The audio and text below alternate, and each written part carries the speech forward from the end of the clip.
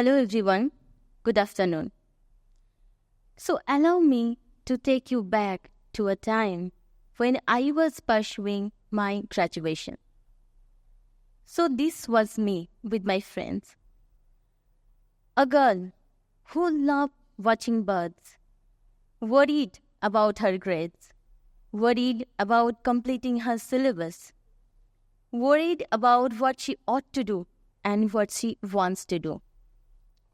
Now I believe more or less this is the story of all of us in this very age group. When we are worried more about our grades and education than anything else. Now let's skip ahead 2 years. I was walking through two parallel lines. One line was the urge to excel in physics, in which I was doing my master's at that time.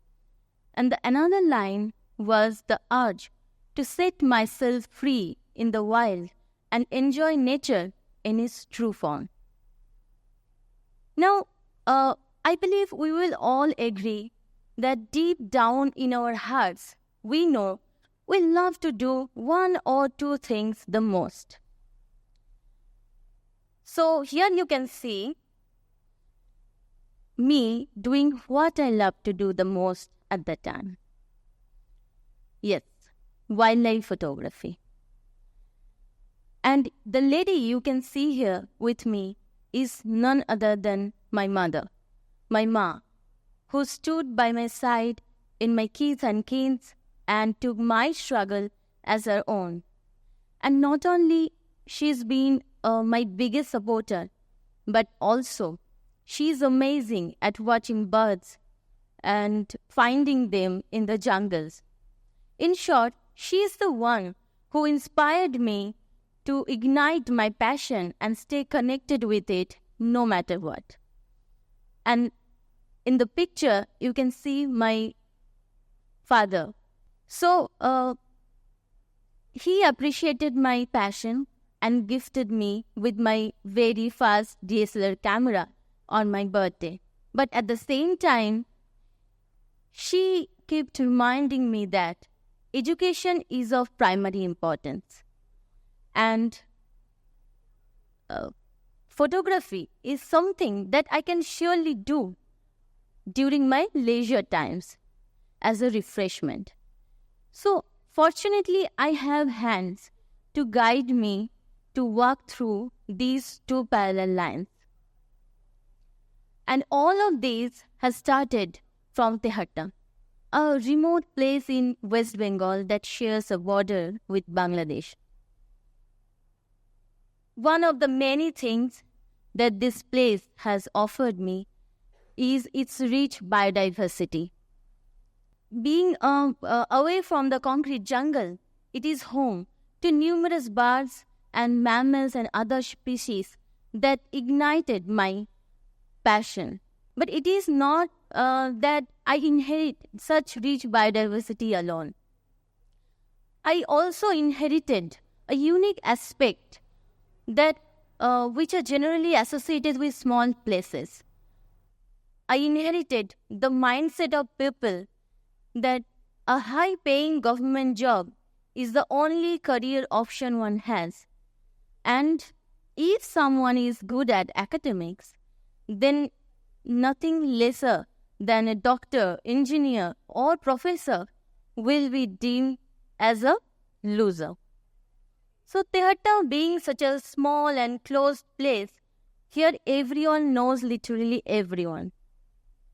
And under these circumstances, I, along with my parents, have ensured and ignored numerous pieces of advice and warnings that my photography, my affinity towards photography will ruin my career sooner or later. Many relatives and elderly people from Tehatta kept on checking on me and asked about the progress of my studies just to make sure I do not get too attached to photography. And of course, to let me know that there is nothing kept in photography. Though I listened to all of them, deep down in my heart, I couldn't resist the urge to become a better wildlife photographer. And on one such instance, I uploaded the picture of this Asian palm civet on my Instagram handle. So this picture I took that during my masters at the earlier days of my photography. And there was a civet in our locality, a completely wild one, which used to visit our home and used to steal the leftover foods, the fruits, and the prasad, as you can see in this picture. And one such day, I caught it red-handed and able to click some pictures just before it could run away to the trees. And eventually, I uploaded it on my Instagram handle and wrote some lines about sharing our beautiful locality with such magnificent creatures, and then went back to studies.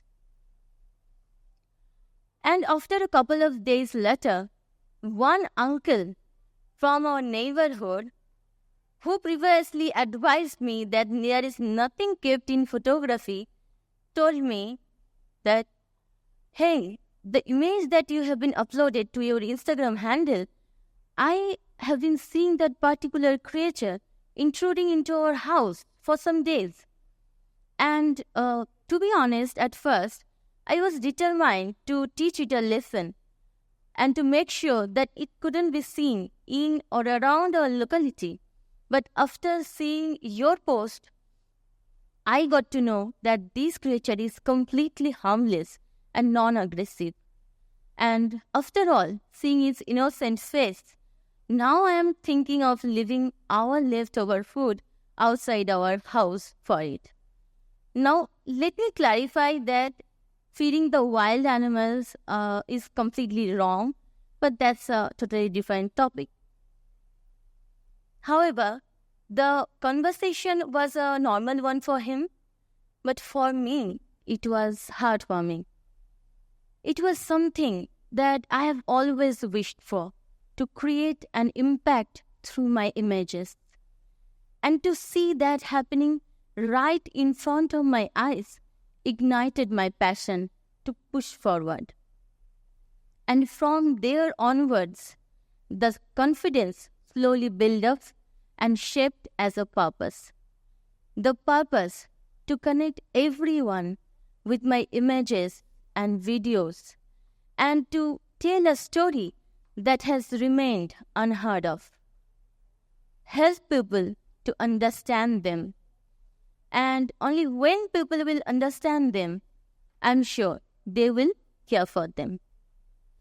So these images of mine, the bird images, were taken and printed on the pamphlets side by side of the caged birds, and then distributed it to the children. And then the pamphlets were distributed to children to spread the awareness against illegal bird trafficking.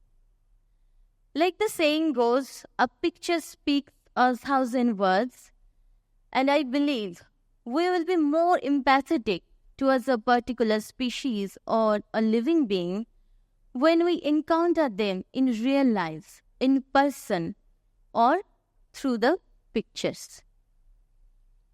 Of course, when we did anything with a purpose, with an intent, then we would face the actual difficulties.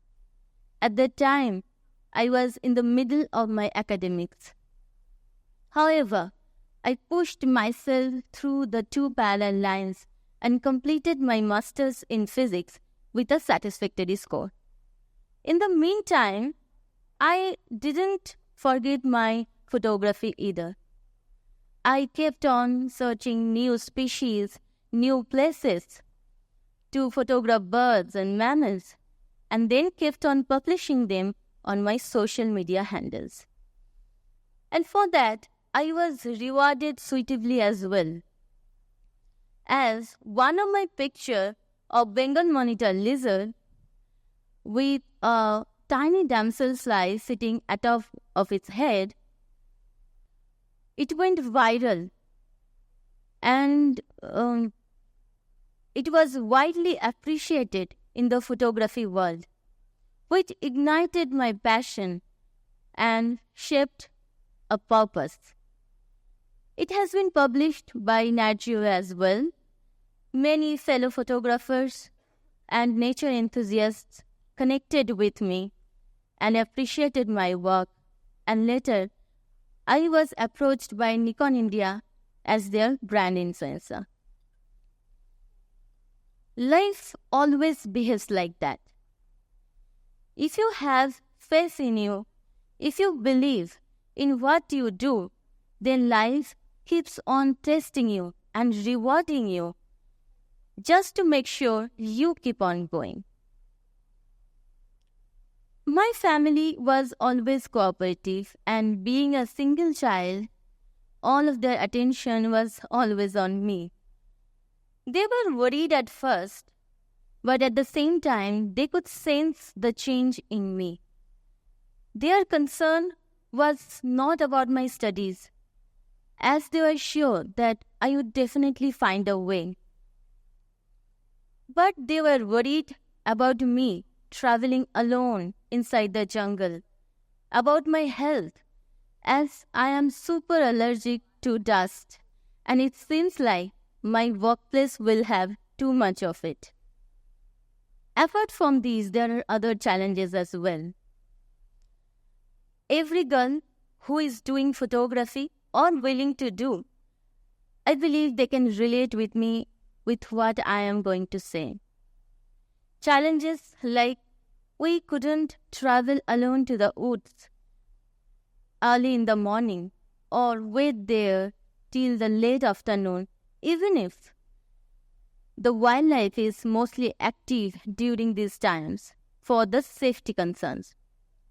We cannot travel to the core of the woods alone to give ourselves the maximum chance of wildlife sighting, again for the safety measures. We fear to travel alone to a new place. Late night flights or trains arrival or departures are nightmare, as you will be all alone at a new place with no idea of it. At first, it was my mother who used to visit with me. But it is not something that can be done every single time. I had to travel alone. I had to spend countless nights at airport or railway station just to avoid any late night taxis to any hotel. My family endured a lot, as they also had to go through the sleepless nights just to stick with me over phone and check on me on regular intervals. And it is not just me or you, or not only the girls or the boys.